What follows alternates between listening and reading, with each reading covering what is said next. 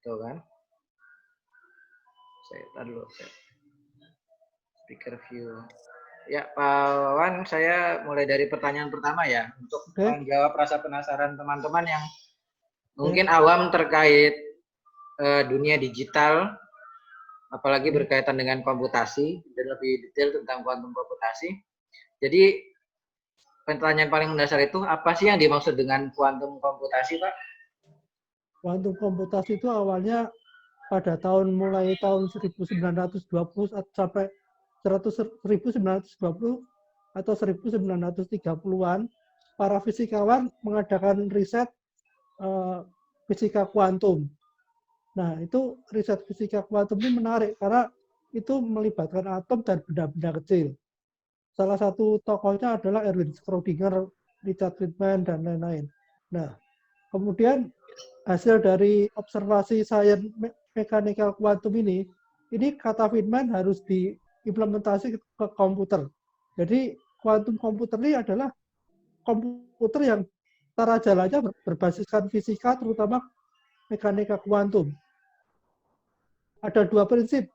Prinsip pertama superposition, prinsip kedua entanglement. Nah, yang paling vital itu adalah prinsip yang pertama atau superposition.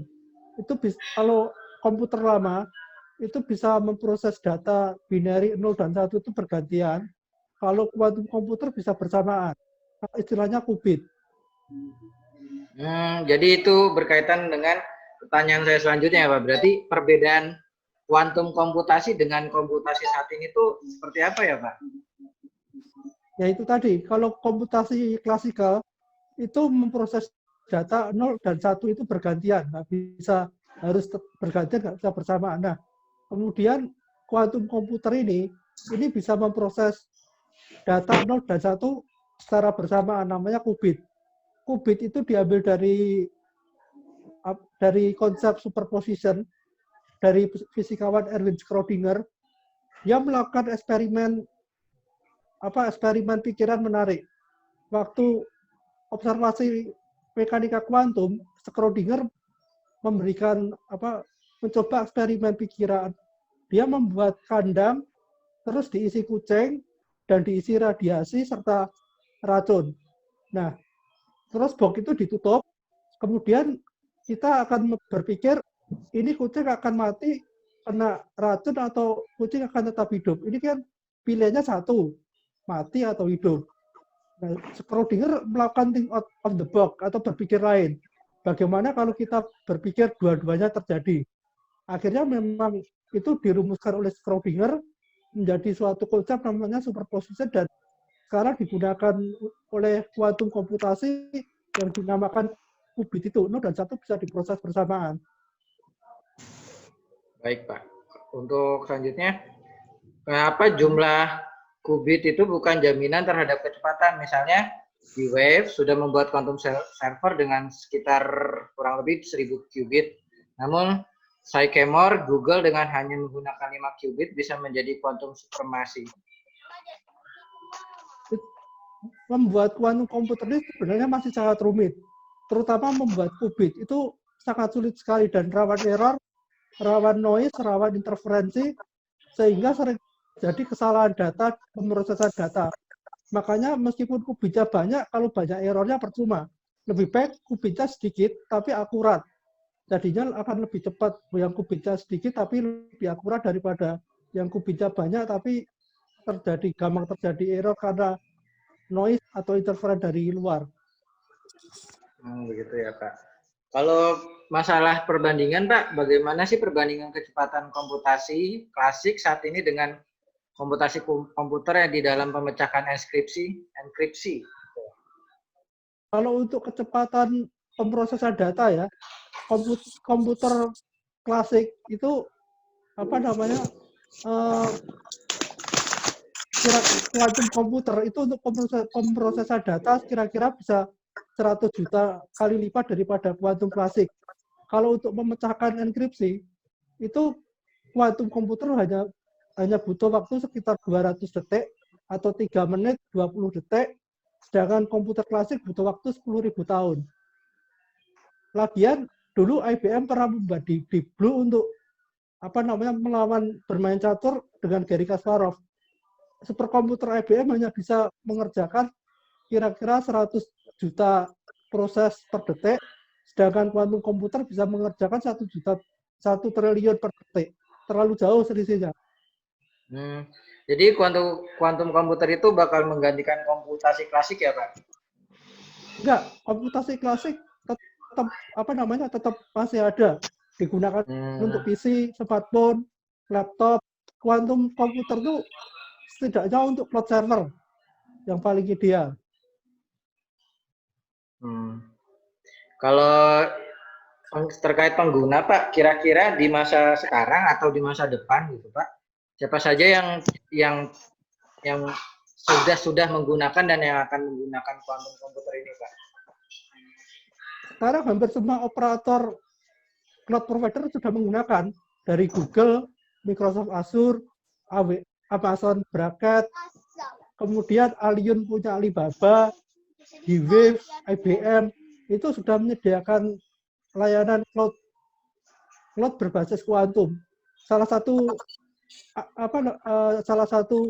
user dari IBM itu salah satunya ExxonMobil, Mitsubishi, dan masih banyak lagi, kira-kira 100.000 user katanya sekarang mereka klaim. Terkait programming, Pak, kalau untuk programming itu apa saja yang telah bisa digunakan oleh kuantum komputer, Pak? Sebenarnya kalau kita bisa menguasai programming klasikal komputer, ketika kita masuk ke kuantum komputer ya mudah. Microsoft punya Keycrash, kemudian Python juga bisa. Kemudian ada QCL, Quantum Computer Language, itu kayak C++.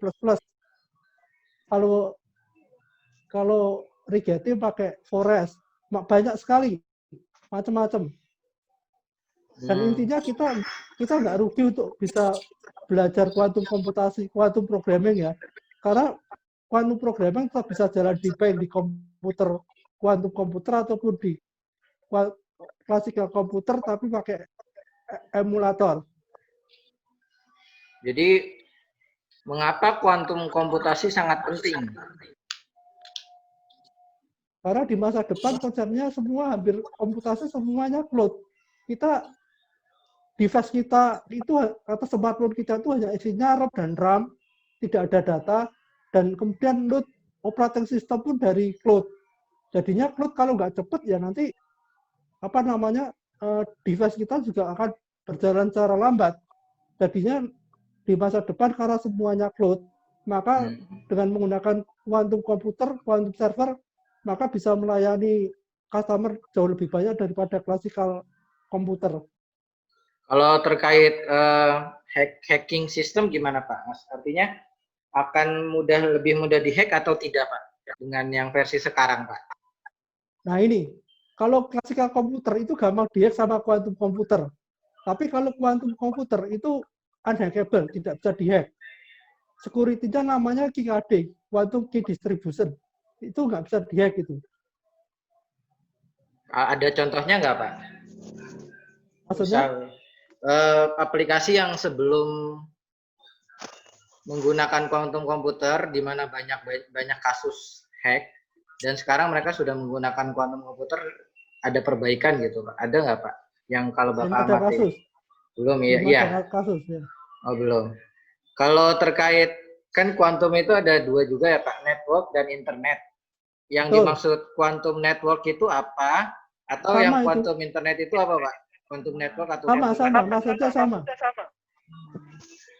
Jadi apa quantum itu, Pak? Network itu maksudnya sama dengan quantum internet sama. Yang dimaksud quantum network itu juga quantum internet. Sekarang ini, tapi kalau quantum komputer istilahnya pakai entanglement. Itu sekarang sudah sukses disambungkan sejauh 1.200 km. Itu susah itu entanglement itu. Nggak mudah itu. Cuma nanti kalau jadi, itu bakalan network lebih cepat karena dia pakai qubit. Dia memproses data binary 0 dan 1 bersamaan.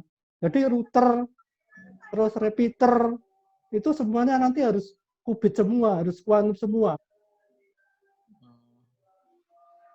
Udah Saat eranya ini yang klasikal udah.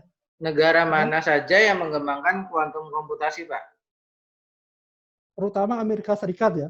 Amerika Serikat Silicon Valley itu luar biasa itu. Ada Google, IBM, Microsoft, kemudian Amazon. Tapi dalam masalah kuantum komputasi ini Cina agak leading. Mereka telah meluncurkan satelit namanya MOSI. Nah, itu satelit kuantum komputasi. Jadi mereka sudah mencoba bagaimana dua kuantum komputer terhubung melalui satelit dan melalui entanglement. Itu Cina sudah duluan itu. Di Kalau tahun untuk 2016 Asia atau Tenggara, bagaimana Pak? Misalnya Singapura atau Indonesia sendiri, apa sudah ada wacana untuk mengembangkan kuantum komputasi terkait dengan misal startup mereka? Kan di Indonesia juga banyak startup yang diinvest oleh Alibaba, Pak. Apakah ya betul. mereka juga akan mengembangkan kuantum komputasi, Pak? Kalau dari selentingan kabar yang Pak Wawan mungkin amati. Ya betul. Kalau di Asia Tenggara saya lihat belum ada, bahkan di Indonesia belum ada kuantum komputer ya. Dan ironisnya lagi, saya punya teman yang sedang kuliah di teknik informatika. Kuantum komputasi itu belum ada di kurikulum TI zaman sekarang. Padahal itu harusnya itu kita menyongsong masa depan kuasai dulu. Tapi ternyata kurikulumnya aja belum ada. Sekarang ini baru Amerika, Cina, Jerman, Belanda, Rusia yang intens untuk mengembangkan kuantum komputasi. Di Asia Tenggara saya lihat belum ada. Masih tertinggal jauh lah. Iya, kira-kira menurut ramalan Pak Wawan, kapan kira-kira negara berkembang seperti Indonesia ini baru akan menggunakan kuantum komputasi khusus untuk swastanya ya Pak? Kalau untuk pemerintah mungkin biasanya mengikuti swasta sih Pak. Kalau saya lihat terus terang kuantum komputasi itu nanti digunakan sebagai cloud server di Indonesia, dan paling orang Indonesia pakai sebagai customer cloud-nya aja. Misalnya untuk data kependudukan itu bisa nggak Pak? Penting nggak sih Pak? Bisa, cuma itu terlalu ringan kalau pakai kuantum komputasi. Iya, kan kalau kita harapannya kita tuh seperti nanti negara maju yang one single identity gitu ya. Single identity di mana ID card kita itu bisa dipakai untuk apa saja. Jadi si dompet kita tuh nanti nggak macam-macam kartunya, dan mungkin itu butuh server yang besar seperti kuantum komputasi seperti ini Pak. Nah, terkait kuantum komputasi Pak, ada banyak istilah ya Pak. Yang saya dengar itu QKD atau Quantum Key Distribution. Yang dimaksud QKD itu apa sih Pak? Itu security-nya kuantum komputer yang unhackable.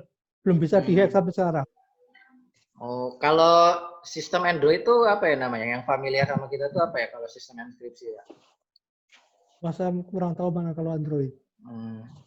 Nah, kan di mana ada sistem yang sehebat apapun sistem kan pasti punya kelemahannya Pak. Kalau dari Pak Wawan sendiri, kelemahan dari kuantum komputasi ini apa sih Pak? Sekarang ini kelemahannya ada di qubit atau di pemrosesan data. Itu sering error itu kuantum komputasi itu. Jadinya para vendor seperti IBM, Google, D-Wave, kemudian Microsoft itu membangun qubit sendiri-sendiri, dan mereka ada tiga bentuk qubit ya. Pertama menggunakan elektron, kedua proton, dan ketiga ion trap. Nah, yang paling cepat itu sebenarnya menggunakan proton atau cahaya. Itu paling cepat. Tapi rawan terhadap error. Sedangkan kalau pakai ion trap itu lambat, tapi dia lebih akurat. Dia error correcting-nya lebih cepat dia. Nah, itu ada istilah lagi tuh QEC ya, artinya quantum error correction. Nah, quantum error correction itu apa Pak? Itu akibat qubitnya error tadi, sehingga ada istilah quantum error correction. Karena qubit itu sering error. Nah, belum sempurna lah teknologi kuantum komputasi ini, belum sempurna, tapi sekarang yang sudah ada seperti Google aja udah segila itu, apalagi nanti kalau sudah sempurna ya, kita nggak bisa bayangin lagi itu apa itu nanti. Nah, beberapa tahun belakangan ini kan kita heboh dengan Bitcoin ya Pak, atau Ya, cryptocurrency ya, bahkan ya, Facebook pun mengeluarkan Libra ya Pak. Nah, ya. apakah cryptocurrency semacam Bitcoin atau Libra yang dipunya Facebook itu bisa di-crack oleh quantum computer Pak? Pada dasarnya kuantum komputer ini bisa nge-crack semua enkripsi klasikal komputer. Jadi termasuk Bitcoin, itu saya pernah baca itu bisa di-crack kalau qubitnya sampai 1.500 qubit, dia bisa nge-crack Bitcoin. Tapi prinsipnya itu tadi, bahwa klasikal komputer, sebagus apapun security-nya, itu gampang dihack sama kuantum komputer tuh. Wow, jadi canggih ya Pak. Nah, Ya, tapi kalau ya, disalahgunakan ya berbahaya lah.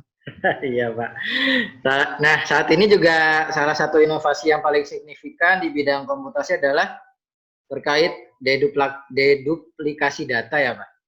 Yang Betul. dimaksud dengan data deduplication atau deduplikasi data itu bagaimana sih Pak? Bagaimana seperti kayak kuantum komputasi itu memproses data yang dideduplikasi gitu. Bagaimana ya Pak? Nah, sekarang ini perkembangan terutama IT memang pesat ya. Bandwidth semakin cepat, kemudian ada teknologi deduplikasi. Teknologi deduplikasi itu dia akan menganalisis data per segmen. Jika datanya sama, dia gabungin. Jadi dia bisa irit data sampai 99%. Tapi itu menggunakan math yang berat itu. Sehingga kalau komputer biasa, biasanya CPU-nya itu naik tinggi. Tapi kalau kuantum komputer ya enteng itu. Data deduplication itu pada dasarnya selain bisa mengefisiensi data sampai 99%, juga bisa mengefisiensi network sampai 99%. Sekarang pun sudah bisa, cuman harus pakai FPGA atau card khusus ya untuk melakukan deduplication. Kalau pakai prosesor yang ada, prosesornya kasihan terlalu berat tuh. Baik Pak. Selanjutnya berkaitan dengan gaming nih Pak, kan generasi Z dan milenial itu kan di saat home learning atau work from home itu banyak yang akhirnya mengisi waktu luangnya dengan gaming Pak. Ya. Nah, di industri gaming sendiri bagaimana Pak penggunaan dan prospek dari kuantum komputasi sendiri Pak? Mestinya menarik. Industri yang paling menarik di masa depan saya kira adalah gaming. Dan itu gaming itu bisa diciptakan oleh personal ya, yang kreatif gitu ya. Iya, Kalau Pak. gamingnya bisa terhubung dengan cloud berbasis kuantum komputer, maka dia akan cepat prosesnya ya, termasuk AI. Misalnya Face App. Ini kan satu aplikasi yang menggunakan cloud untuk AI-nya untuk merubah merender wajah sehingga wajahnya bisa kelihatan tua, muda, aneh-aneh lah. Saya terus terang saya nggak ngikuti lah, cuma saya baca aja Iya, dia Pak. pakai cloud ternyata. Oh, iya, pakai ini artificial intelligence ya, Pak, kecerdasan buatan. Iya betul, cuma Hmm. artificial intelligence-nya di cloud, bukan di handphone kita. Hmm. Jadi sebetulnya yang bisa dijalankan di kuantum komputer itu apa saja sih, Pak? Banyak ya, tapi terutama untuk operasi matematika, big data, terus untuk industri pesawat seperti Airbus, Boeing, itu semua sudah pakai quantum computer. Kemudian VW itu dia menggunakan quantum computer untuk driverless car. Jadi tanpa mobil tanpa sopir, dia terhubung ke cloud quantum computer dan dia bisa lebih akurat di dalam melakukan perjalanan itu. Dan dia bisa lebih mencari jalan yang rutenya itu paling pendek. Jadinya dengan komputer itu dia proses dan dia cari yang paling pendek rutenya mana, dan kemudian dia berjalan sesuai rute tersebut. VW yang sudah aplikasi itu. Oh, berarti kalau harga 1 qubit kuantum komputer itu yang termurah saat ini berapa ya, Pak? Sekitar 10.000 US dollar, teman itu belum dipasarkan ya. Masih dalam riset ya, Pak? Masih dalam riset. Nah, Kita juga kan mungkin dengan ada teknologi baru Pak, berarti kan akan ada jenis profesi baru ya Pak, Ya berkaitan betul. dengan bidang programmer ya Pak. Kalau Ya untuk betul. misalnya di sini kan teman-teman mungkin ada yang awam, ada yang memang sudah bertahun-tahun berjalan atau bergerak di bidang teknologi. Untuk programmer, quantum programmer itu kisaran gajinya Pak, misalnya di negara maju seperti Amerika atau China itu berapa ya Pak? Mungkin saya pernah baca mungkin kira-kira 100 K ya. 100.000 dolar Pak. Itu Ya, per bulan atau per tahun Pak? itu per bulan pastinya. Hmm. Kalau misalnya saya sudah mau adalah programmer tingkat lanjut dan ingin coba membuat aplikasi aplikasi yang berbasis kuantum gitu ya, aplikasi kuantum. Bagaimana ya Pak? Ya tinggal yang penting ide dulu. Kita Nah, bisa program, tapi yang penting ide kita mau bikin aplikasi apa dulu, baru kemudian diimplementasi ke dalam programming. nah, kalau apakah software programming yang ditulis dengan komputer klasik itu bisa berjalan di quantum server Pak? Bisa. Jadi sekarang ini programming dari quantum klasik itu bisa jalan di quantum komputer, cuma masalahnya dia nggak bisa memanfaatkan kecepatan kuantum komputer atau tidak bisa mengoptimalkan qubitnya. Sedangkan vice versa, quantum programming bisa dijalankan di classical komputer tapi pakai emulator. Dua-duanya bisa kok. Dengan begitu kalau saya mending pelajari aja quantum programming. Toh kalau sekarang quantum programming itu belum jalan di quantum komputer, nantinya kalau udah era quantum komputer tiba, tiga pasang aja dan kita sudah antisipasi zaman lah. Nah, terkait server Pak, apakah saya bisa membangun komputer yang servernya hybrid menggunakan teknologi komputasi klasikal dan kuantum komputasi? Bisa. Sekarang ini saya lihat ada FPGA yang untuk kuantum komputer. Jadi komputer klasik plus beli FPGA untuk kuantum komputernya. Itu mestinya nanti untuk industri cloud itu. Jadi bisa menyediakan cloud yang klasik dan menyediakan cloud yang berbasis kuantum. Saya yakin kedepannya yang pemodal menengah seperti itu. Tapi kalau pemodal besar kayak Google, Microsoft, Alibaba, ya mereka 100% cloud. Nah, kalau ingin belajar lebih lanjut atau lebih jauh tentang kuantum komputasi, saat ini yang bisa direkomendasi atau recommended itu di mana ya Pak? Bisa nggak nanti di-share linknya gitu Pak? Yang Yang lebih terbaik detail ya, spesifiknya Pak? nanti saya kasih linknya di grup ya. Tapi yang terbaik saya lihat MIT. Itu untuk kursus ke situ kira-kira butuh dana sekitar 1.200 US. Oh, lumayan ya Pak. Ya lumayan. Kalau apakah kita bisa membuat semacam clustering kuantum komputasi Pak? Bisa. Dan hebatnya clustering kuantum komputasi ini melalui teknologi yang namanya entanglement. Jadi dua prosesor dia bisa connect tidak melalui media apapun tapi dia entanglement. Memang itu sifat dari partikel fisika. Jadi tidak tersambung kabel atau apa tapi dia tersambung oleh gelombang istilahnya. Kalau sekarang kan lagi musim pelatihan kerja ya Pak? Ya betul. Jadi program pemerintah itu pelatihan kerja. Bisa kira-kira prospektif nggak sih Pak kalau misalnya kita atau punya perusahaan pelatihan kerja lalu menyelenggarakan pelatihan kerja yang berkaitan dengan kuantum komputasi itu bagaimana ya Pak? Kira-kira peminatnya Pak? Mestinya pelatihan kerjanya diajari untuk programming. Jadi nanti ketika kuantum komputasi udah mulai ramai di Indonesia, mereka sudah siap Dan untuk bersertifikat ya Pak? mengantisipasi zaman. Ya, mungkin juga perlu sertifikat juga. Oh. Lalu terkait software Pak, apakah software yang ditulis dengan software programming kuantum bisa berjalan di komputer klasik Pak? Bisa. Bahkan quantum programming aja bisa jalan di Android. Hmm. Ada Android emulatornya, bisa jalan di Android. Terkait industri Pak, kita kan punya banyak ragam industri ya Pak. Betul.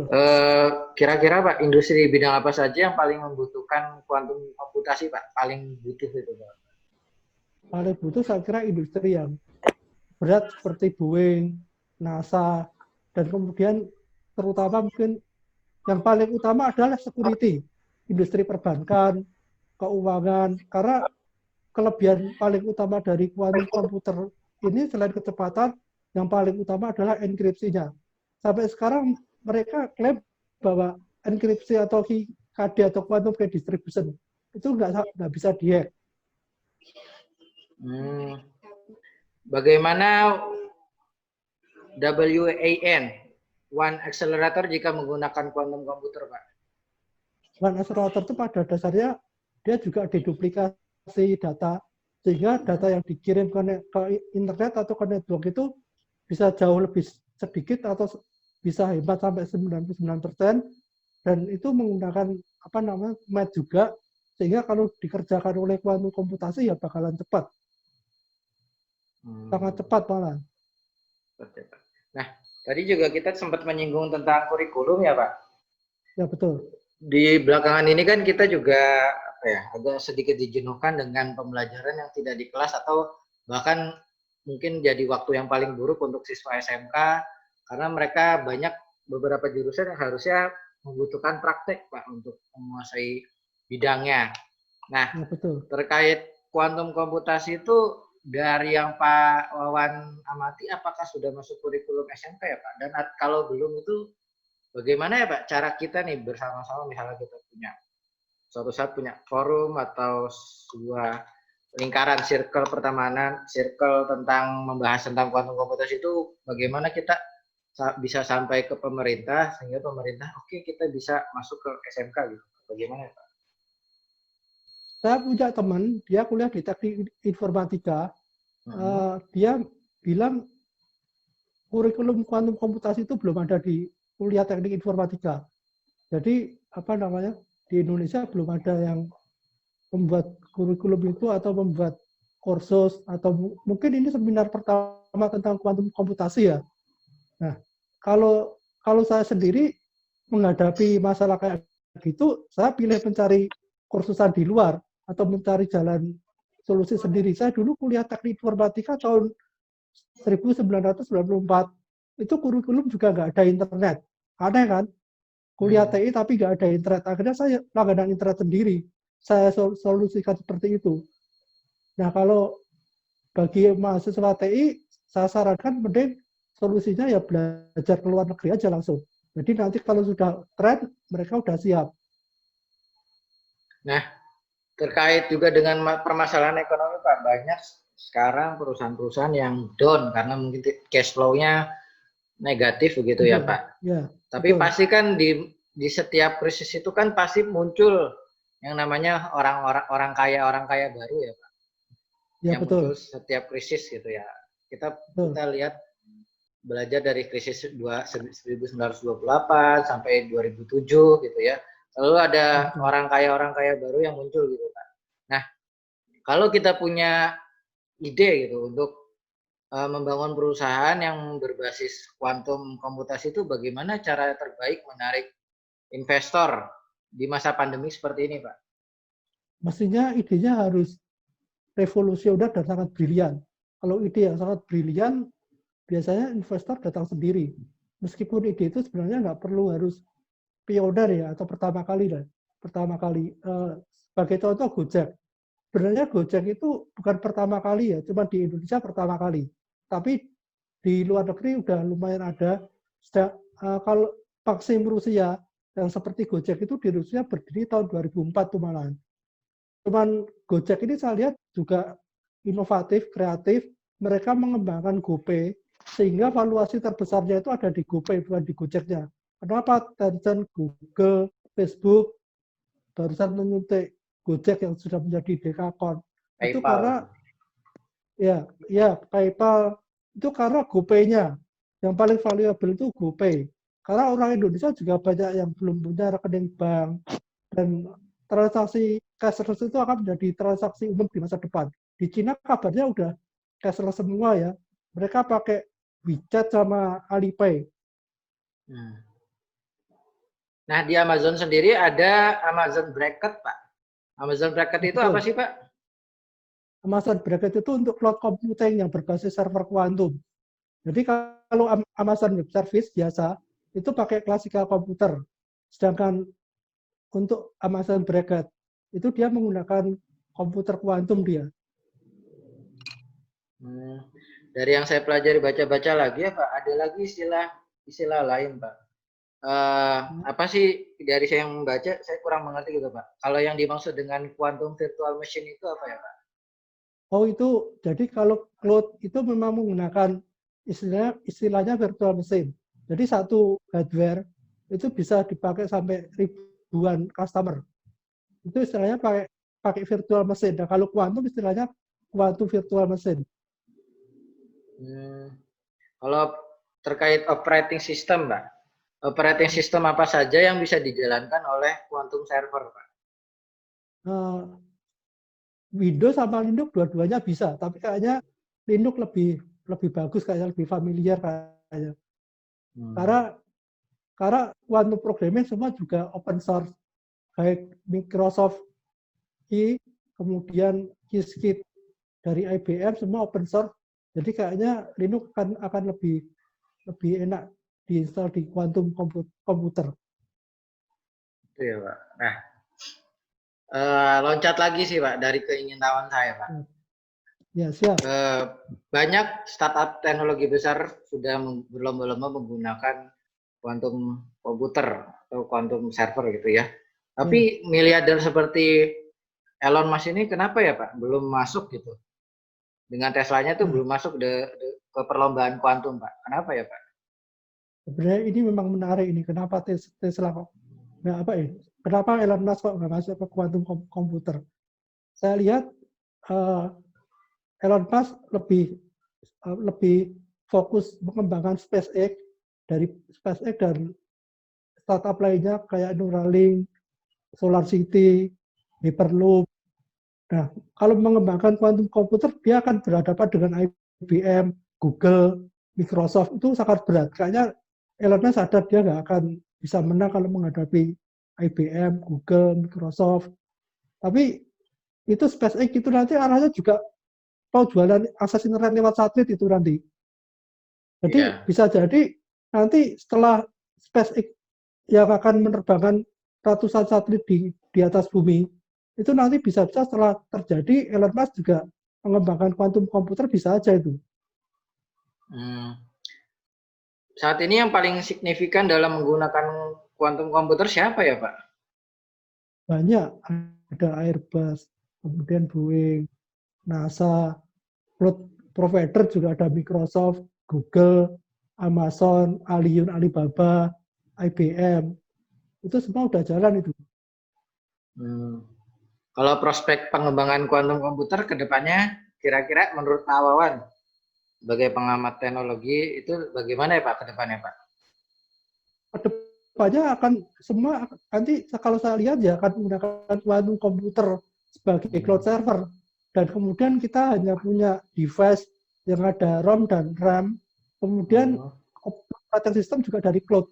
Makanya kalau cloudnya masih pakai classical komputer bisa kalau banyak-banyak akan lambat, tapi kalau pakai quantum komputer bisa mengangkat beban jauh lebih banyak daripada classical komputer.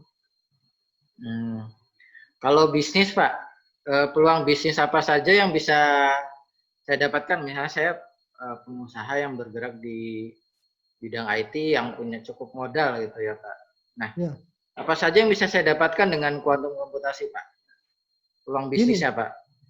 Ini kalau untuk perorangan atau perusahaan menengah kecil ya, itu cukup sewa di cloudnya aja, di cloudnya IBM, Microsoft, ataupun di Google gitu. Jadi nggak perlu harus beli kuantum komputer tapi hanya sewa cloud-nya aja kalau bisnisnya masih apa namanya KM atau menengah kecil lah. Kecuali kalau sudah menengah ke atas kayak Exxon itu dia justru seperti Exxon aja dia masih menggunakan IBM Cloud. Itu bagaimana Pak? Putus-putus. jangan saya dengar juga perusahaan sekelas Exxon Mobil itu juga menggunakan cloud dari IBM. Mitsubishi juga sama JP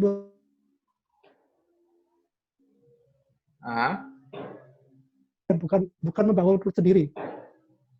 Itu menengah kecil ya kita jadi customer cloud-nya aja. Iya ya. Nah, di tahun 2020 ini kan kita menghadapi Olimpiade ya Pak. Biasanya setiap Olimpiade itu mengenalkan teknologi-teknologi yang mutakhir. Saya sebetulnya menunggu-nunggu teknologi driverless car itu ada gitu, dan ditujukan ke publik saat Olimpiade tahun ini karena pandemi kan jadi tertunda gitu Pak. Tapi kalau driverless car ini sendiri bisa nggak sih Pak pakai kuantum komputasi Pak dengan kecerdasan buatannya? Loh, VW kan udah pakai itu. VW. Jadi driverless car-nya itu connect ke cloud komputernya VW. Dan sudah diaplikasikan di negara mana Pak? Cina. Oh, di Cina ya Pak. Betul. Itu dari Tesla sendiri atau Tesla yang ada di pabrik di sana atau dikembangkan sendiri oleh China Pak? VW. Oh, oleh VW di China ya Pak? Iya, betul. Oh, iya Pak. Jadi itu pertanyaan dari saya sudah habis, tapi mudah-mudahan, tapi teman-teman juga banyak yang masih nanya ini Pak di chat dari Mas Sumo Aji, energi yang diperlukan apakah bisa di-provide oleh komputer PC biasa? Kenapa? Bisa diulang? Energi yang diperlukan apakah bisa di-provide, disediakan oleh komputer PC biasa? Maksudnya energi apa nih? Coba Pak Sumoaji bisa muncul nggak? Mungkin energi dari kuantum sendiri, Pak. Tadi ada pertanyaan di Q&A saya juga ada terkait PC biasa itu apakah dia bisa, maksudnya komputer klasik kayak kuantum klasik itu dia bisa memprovide kuantum komputer, Pak. Mungkin yang dimaksud energi itu energi listrik ya? Halo? Pak Sumoaji? Bisa langsung aja Pak Sumoaji tanya? Sebentar. Saya lihat. unmute. Saya lagi. Nggak ada, saya di grup. Ya, lanjut Tadi aja saya ke. belum cerita ya. Iya. Sorry, sebentar. Tadi saya belum cerita ya, kalau kuantum komputer itu dia selain kelebihannya paling utama adalah keamanan, kemudian kecepatan, dan yang ketiga itu sangat irit listrik. Oh. Ya bisa sampai 100 kali sampai 1000 kali irit listrik daripada komputer klasik. Biasanya kok superkomputer itu membutuhkan energi listrik sekitar 1 sampai 10 megawatt, sedangkan kalau kuantum komputasi paling dia butuh listrik 25 kilowatt aja. Sangat jauh selisihnya. Jadi kalau itu nanti digunakan sebagai cloud provider seperti Google, IBM, yang kecil-kecil bisa tewas karena nggak bisa efisien. Dan mereka bisa efisien dengan listriknya di data centernya. Itu nanti yang mengerikan ya saya kira itulah. Jadi beda jauh ya Pak. Nah pertanyaan selanjutnya dari Pak Cahyo. Bagaimana riset qubit di universitas-universitas di Indonesia Pak? Saya terus terang belum tahu. Saya malah yang sering saya ikuti di MIT sama di Stanford. Dari teman saya ini Pak, Mbak Rahmawati ya kerja di OJK dia Pak. Kalau Ya, pertanyaan dia adalah apakah quantum computing dapat diterapkan dalam data perbankan dan apakah ada kemungkinan akan diterapkan di Indonesia? sangat mungkin diterapkan perbankan karena kelebihan utama kuantum komputasi itu adalah keamanan. Jadi paling cocok itu ya memang digunakan untuk perbankan dan di Indonesia pasti akan masuk. Tinggal menunggu waktu lah.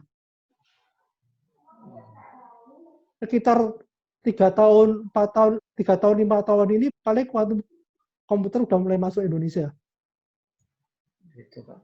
Baik, itu pertanyaannya sudah terjawab di chat. Mungkin ada yang mau bertanya langsung, boleh raise hand atau boleh aktifkan langsung speakernya. Kita masih punya waktu 19 menit lagi. Ya. Baik, Ya. Pak Andri. Ya, kawan, saya mau nanya ya. Ya. Ya. Ini bukan tentang bukan kuantum ya, jadi ya masih menjerumus ke internet. Jadi Ya. apa sih yang membuat Pak Wawan terobsesi sama internet? Gitu ya. Ya, saya terus jadi terang, pengen tahu isi kepala Wawan tuh kayak gimana gitu. Oke. Saya menggunakan internet itu sejak tahun 1994 ya. Ketika itu saya kuliah di teknik informatika, STEMI Kakakon, itu nggak ada internet. Jadi saya langganan sendiri, dan waktu itu hanya ada Yahoo. Pertama kali malah saya menggunakan SLIP, Serial Line Internet Protocol, bukan BBB. Oh iya. Itu cuma tag aja itu. Setelah itu baru Jadi, BBB muncul. Nah, itu dulu yang paling sering saya akses tuh kalau nggak dari Amerika ya. Milis itu kan dulu milis politik untuk menjatuhkan Soeharto. Nah, yang saya akses adalah itu dulunya. Dan saya menyukai internet karena kita dengan internet kita bisa mencari informasi mudah, cepat, dan inform lah. Seperti itu. terus apa yang membuat terobsesi gitu? Terobsesi menyukainya gitu. Karena dengan internet kita bisa selalu belajar. Saya tetap mengikuti EDX dari MI. Terus terang mengikuti kuantum komputasi ini sudah sejak tahun 2014 ya. Saya ikuti sudah 6 tahun yang lalu. Terus saya kemudian mengikuti evolusi. Sekarang masih. Itu menurut saya dari cara belajar atau e-learning revolusioner itu. Kalau dulu belajar harus di kelas, kalau sekarang udah pakai internet, yang penting internet cepat. Jadi kata Tifatur ya. Jadi kata Tifatur sendiri buat apa internet cepat itu ya agak ngawur. Setidaknya untuk e-learning internet cepat itu. Oh, yaudah Gimana, gitu aja Pak deh. Andi? Terima kasih, kawan. Ya, terima kasih. Apa ada yang bertanya lagi?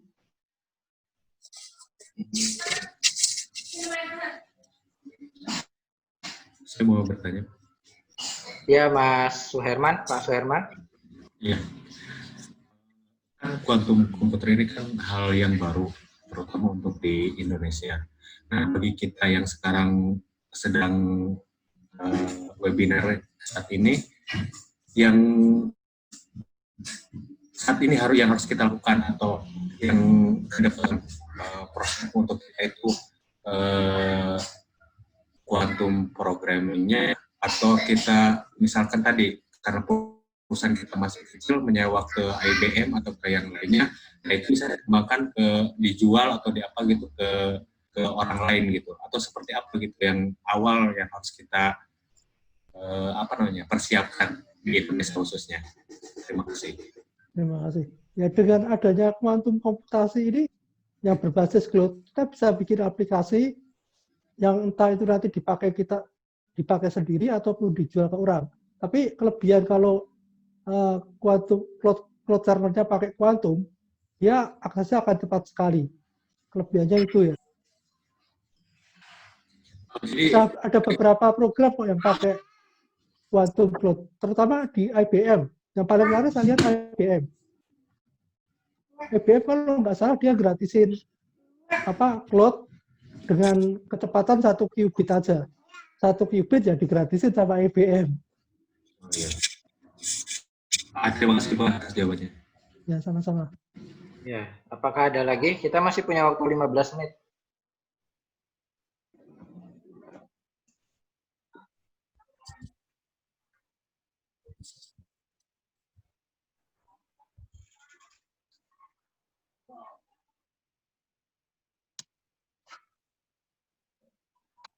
Halo? Ya udah kita yang nulis ini ya.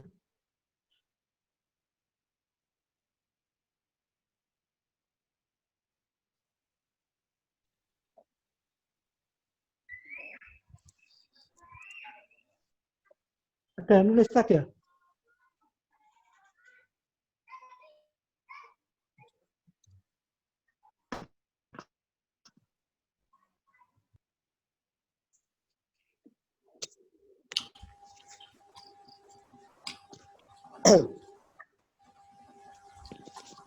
Liburan di dalam berapa? Sampai banyak biasa. Kameranya tidak ambil.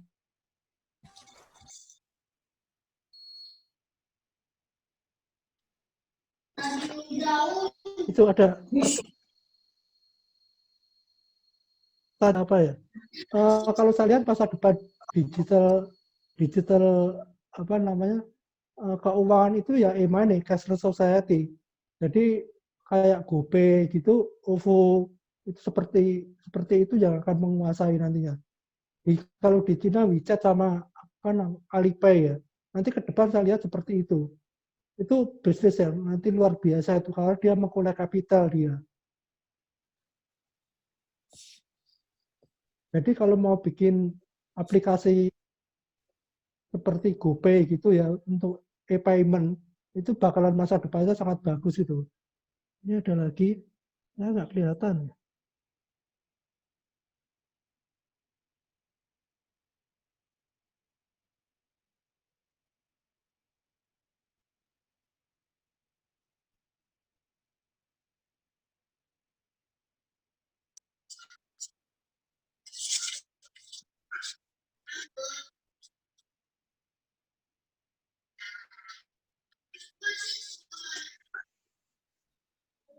Mas Rifki, ada lagi pertanyaan? Ini Pak, Saya kawan mau nanya lagi. Ya. Nah, selain memproses data menjadi lebih cepat, apa saja sih keunggulan kuantum komputer dibanding kuantum klasik? Kuantum komputer Kan yang kita tahu itu kan kuantum komputer kan bisa mengakses data secara cepat. Ya. Terus apalagi sih kelebihannya? Yang paling utama itu adalah security. Security. Itu yang paling utama. Kecepatan itu malah nomor 2 itu. Makanya itu industri perbankan bakalan pakai itu. Termasuk JP Morgan itu pakai itu. Mungkin kalau dulu kan BRI juga pernah kan nerbangin Palapa pertama kali. Ya. Mungkin bakal terjadi juga mungkin di Indonesia untuk beberapa tahun ke depan. Ya bisa jadi. Kalau saya lihat ini kuantum komputer ini revolusioner sekali dan saya yakin paling lambat 5 tahun lagi udah mulai marak. Berarti setidaknya di Indonesia sudah akan mulai ada provider cloud yang berbasis kuantum mungkin. Berarti basicnya kuantum sendiri itu security-nya gitu. Betul. Paling fiturnya paling utama itu security. Baru kecepatan nomor 2 itu. Ya, oke deh, terima kasih Pak. Tadi ada pertanyaan dari Pak Ivan, tapi dari Pak Aidan Pak, Pak Aidan Salam bertanya, ada ide untuk mengaplikasikan smart city yang terintegrasi dengan menggunakan komputasi kuantum. Bagaimana penghitungan perbedaan biaya antara komputasi klasik dengan komputasi kuantum? ya, itu maksudnya perbedaan biaya untuk smart city atau untuk business cloud? Itu sepertinya dua pertanyaan yang berbeda, Pak. Begitu. Yang satu bertanya tentang pengaplikasian smart city yang terintegrasi dengan menggunakan quantum komputer, Pak. Quantum. Ya, yang kedua Ya. Pertanyaan terkait penghitungan beda biaya antara komputasi klasik dengan komputasi kuantum. Kuantum dengan klasik ya. Kalau smart city mungkin tidak terlalu membutuhkan kuantum komputer ya, karena kurang ada data yang diproses secara cepat. Kalau perbandingan harga saat ini, kuantum komputer dia 1 qubit sudah bisa berharga 10.000 US dollar atau 14 juta, 140 juta ya kali ya. Saya kira itu dengan server biasa udah hampir sama. Beli Uniper aja bisa 200 juta.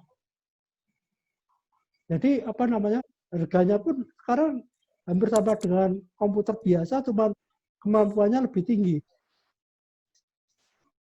Iya, Pak. Banyak kok router berharga di atas 100 juta, banyak sekali.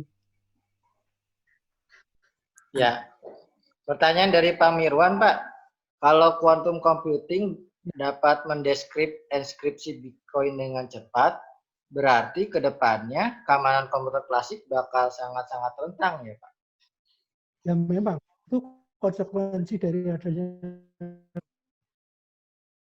quantum komputasi. Lama-lama memang ini revolusi ya, sebuah perkembangan revolusioner di mana komputasi klasik akan segera disrupsi sama kuantum komputasi ya. Tidak hanya kecepatan, tapi terutama security. Pertanyaan dari Pak Surya Selendra, Pak, tentang entanglement, Pak. Sampai saat ini, sampai mana perkembangannya, Pak? Karena akan percuma cloud canggih, tapi koneksi internetnya tidak mendukung. Seperti Indonesia, Pak, kan kita terkenal dengan negara yang koneksinya lambat. Ya betul. Terus terang kuantum komputasi ini memang teknologi baru dan masih banyak masalah ya. Masalah entanglement, ini kuantum internet itu paling jauh jaraknya 1.200 km. Di atas itu masih belum bisa. Dan bagi server cloud, itu dia menggunakan classical network. Jadi memang masih banyak yang harus dibenahi oleh para ilmuwan fisika ini untuk merealisasi itu lewat satelit lumayan. Tapi saya yakin lama-lama juga bisa tambah jauh dan bisa menjadi kuantum internet. Saya yakin itu, tinggal menunggu waktu saya lihat. Ya, pertanyaan dari Pak Ruli, Pak. Bisnis apa yang perlu disiapkan untuk menghadapi era kuantum?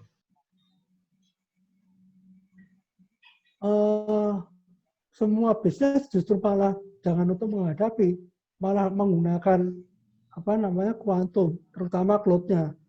Nanti kan konsepnya semua komputasi kan semua load dari operating system ke cloud semua, dari smartphone, iPad, laptop, PC, itu nanti semuanya kalau start OS-nya aja dari cloud. Jadi bukan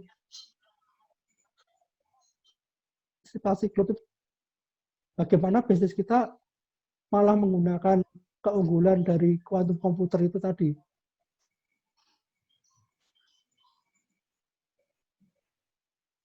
Mungkin bisa dipahami. Bagaimana Pak Ruli? Oke. Lanjut saja ya Pak. Ya. Pertanyaan dari Mbak Ria Caya ini. Untuk belajar coding kuantum, sebaiknya pakai apa ya Pak? Misalnya C++ atau apa ya Pak? Python aja. Python. Oke. Iya, karena lagi, Python jalan di klasik sama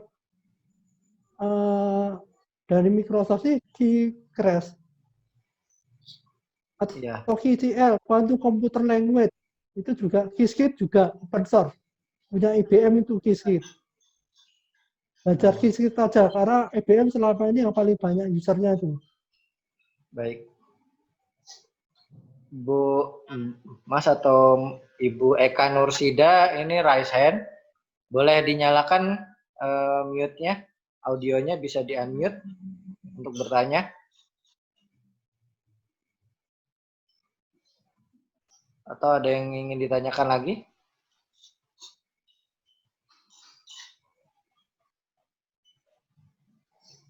Ini ada pertanyaan ya, tapi saya nggak bisa lihat. Sudah, Pak. Sudah terjawab. Apakah ada yang ditanyakan lagi?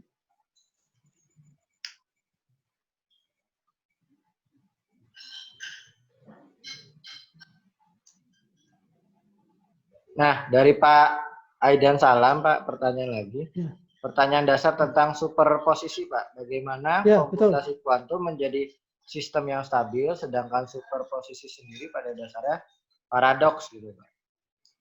Nah, tadi kan saya udah jelasin bahwa qubit itu masih belum stabil.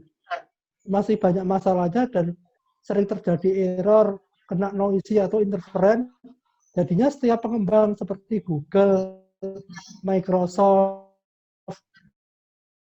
kemudian IBM itu mengembangkan qubit sendiri-sendiri. Jadi qubit itu ya seperti superposition. Dia masih rawan,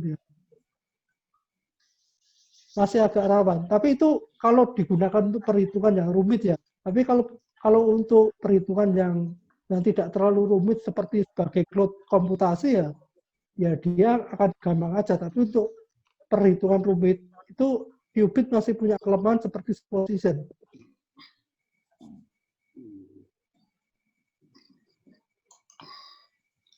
Baik. Mungkin bisa Kita masih ini punya lagi. waktu 3 menit lagi, barangkali masih ada yang ingin ditanyakan.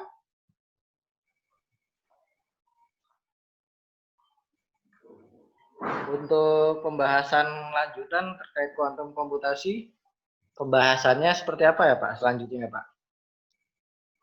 Untuk pembahasan kuantum komputasi. Iya, selanjutnya, Pak.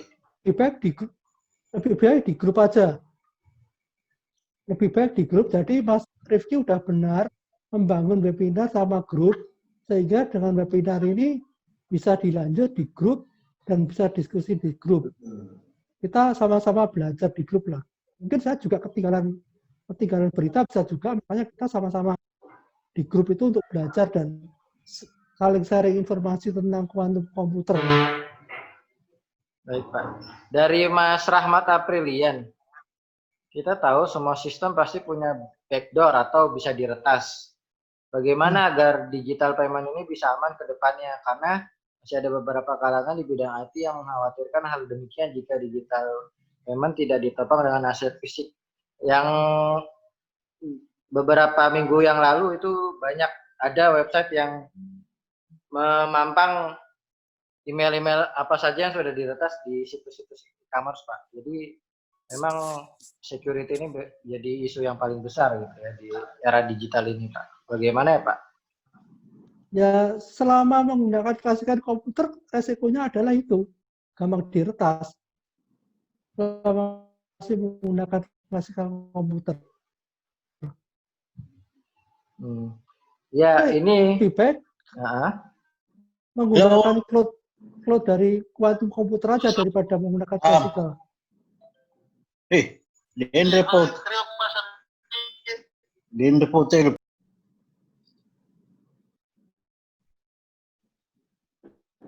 Ya, halo. Jadi gitu ya, selama menggunakan klasikal komputer, itu akan sangat rawan terhadap hack, crack, kebocoran data. Itu akan seperti itu teruslah.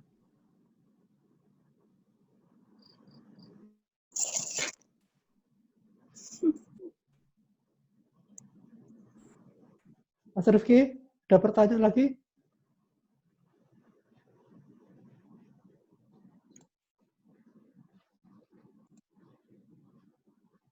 Halo, Mas Rifki? Ya, Pak, dari Pak Mirwan, beliau raise hand di chat, tapi saya berusaha memute-kan. Atau barangkali ada yang masih bertanya. Kalau sudah cukup ya. Bentar kita tunggu, siapa tahu ada yang bertanya.